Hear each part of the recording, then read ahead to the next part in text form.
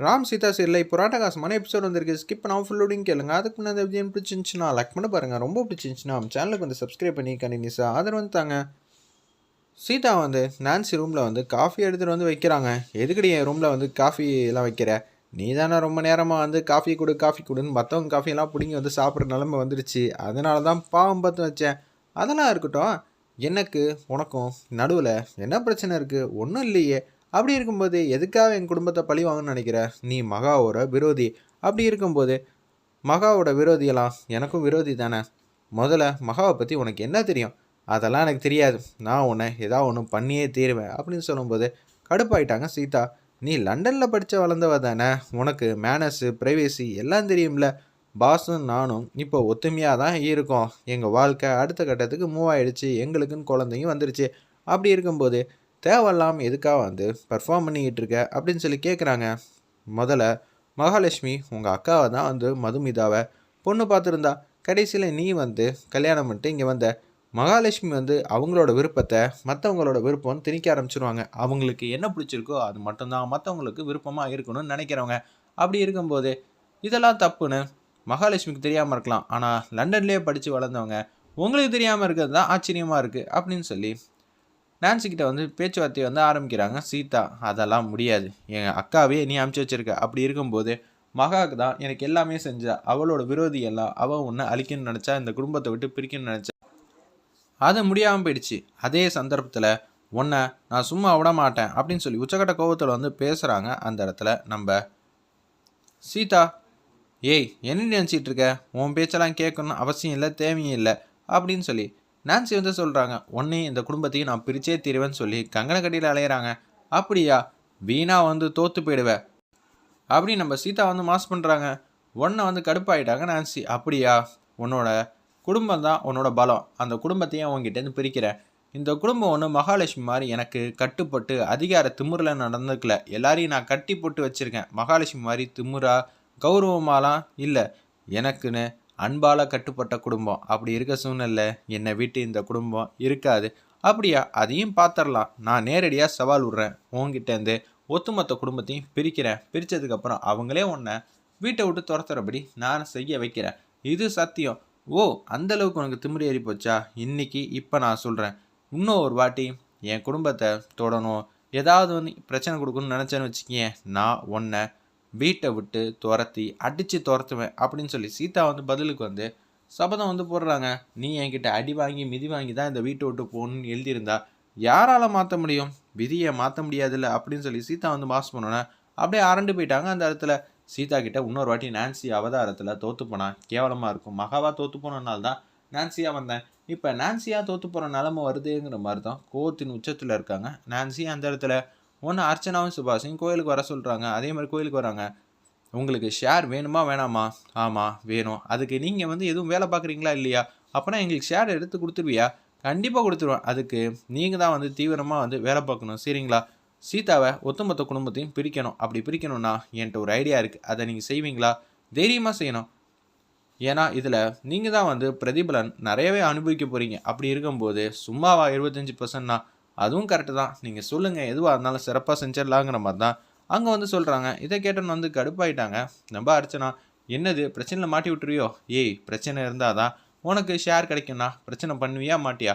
கல்பனா வச்சு ஏக போகாது திட்டம் போட்டவ தானே நீ. இப்போ உனக்காக நீ திட்டம் போட்டுக்க.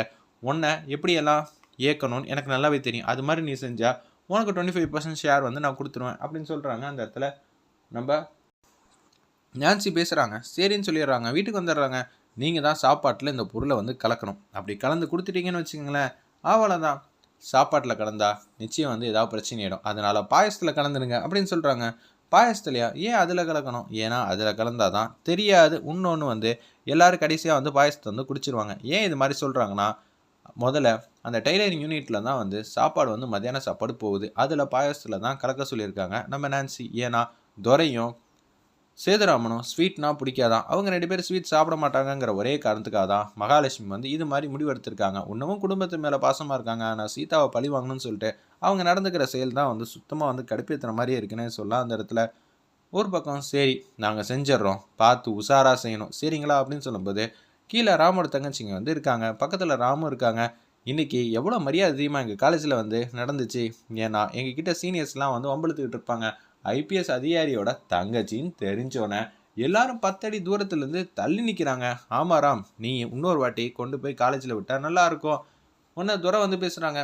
காலேஜில் கொண்டு போய் விட்டால் மட்டும் போதுமா, கிளாஸ் ரூம் வரைக்கும் போப்பா, அப்போ தான் குழந்தைங்களுக்கு இன்னும் மாசாக இருக்கும்.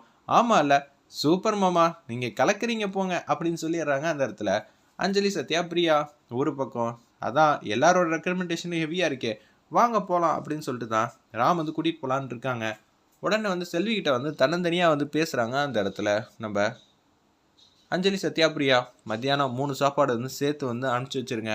எதுக்கு 3 சாப்பாடு, வேஸ்ட் ஆகிட போகுது, ஏற்கனவே வந்து வேஸ்ட்டு அதிகமாகுது. இல்லை, நாங்கள் மத்தியானம் காலேஜ் முடிச்சுட்டு எங்களோட பங்களிப்பு இருக்கணுங்கிறதுக்காக மத்தியான சாப்பாடே வந்து அங்கே சாப்பிட்டு முடிச்சுட்டு வேலை பார்க்கலான் இருக்கோம். எங்களால் முடிஞ்ச உதவி வந்து ஒரு நாளாவது செய்யணும்ல, அப்படி செஞ்சாதான் இந்த இதில் நாங்களும் வந்து நல்லபடியாக வந்து இருந்திருக்கோம், எங்கள் அன்னைக்கு வந்து உதவியாக இருந்திருக்கோன்னு எங்களுக்கும் தோணும் அப்படின்னு சொன்னோன்னே சரிங்கிற மாதிரி பேசிடுறாங்க. இந்த விஷயத்தை யார்ட்டையும் சொல்லிடாதீங்க, ரகசியமாகவே இருக்கட்டும். பரவாயில்ல, பசங்க வந்து சீதா பேச்சை கேட்டுட்டு திருந்திட்டாங்க அப்படின்னு சொல்லி சந்தோஷப்பட்டுட்டு இருக்காங்க செல்வி. அப்படியே காலேஜில் வந்து ட்ராப் பண்ணுறதுக்காக வந்து நம்ம ராம் வந்து கூட்டிகிட்டு போகிறாங்க. ஒரு பக்கம் பாயசத்தில் எப்படி இருந்தாலும் இந்த விஷயத்தை வந்து கலந்துடணும் அப்படின்னு சொல்லும்போது நான்சிக்கிட்ட வந்து பேசுகிறாங்க நம்ம அர்ச்சனா.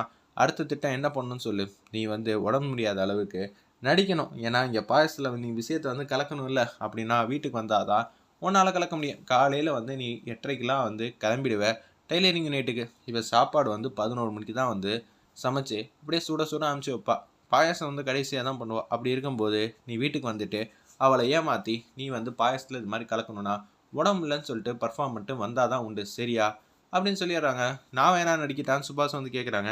நீ நடித்தனா யாரும் ஒத்துக்க மாட்டாங்க, அர்ச்சனாவே நடிக்கட்டும் அப்படின்னு சொல்லும்போது அர்ச்சனாலேருந்து எல்லாரும் அங்கே வேலை பார்த்துட்டு இருக்காங்க டைலரிங் யூனிட்டில்.